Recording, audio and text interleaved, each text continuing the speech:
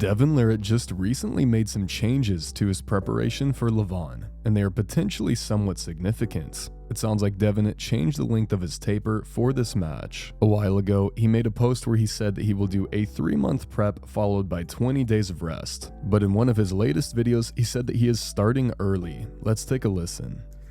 I decided to start early. I just thought that the few days that I normally do, it's just not enough time.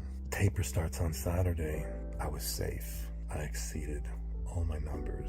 I will run a perfect taper. I will have a power phase. So as we heard, Devin said that he decided to start early. And of course, it's entirely possible that he's not referring to his taper at all. He may be simply referring to his hair length. As we know, in the sport of arm wrestling, hair length is inversely proportional to strength on the table. So Devin may have just shaved his head even earlier than normal to maximize the amount of power he can gain during his taper phase. But what it kinda sounds like is that Devin is not planning on increasing his weights any further than he already has. He mentioned a power phase, but it is sounding like he's not going to try to hit any more PRs after this. The final weight he ended up hitting was 160 pounds on his pronation lift, and I suppose he's happy with that. And honestly, that makes quite a bit of sense. I'm thinking that Devin hit those numbers and realized that the amount of strength gains he could make by pushing even harder over the next 20 days is probably not significant. He may just be unnecessarily risking injury if he continues to add more weight to that lift. He already started opening his arm angle just a bit at 160, so going beyond that might be unnecessary. Now there is another possibility here, and that is that in Devin's taper, he is actually going to be increasing weights even further. Perhaps what his taper means is that he is going to be cutting out all of the table time and rehab work over the course of the next 20 days, but his singles will remain pretty much the same.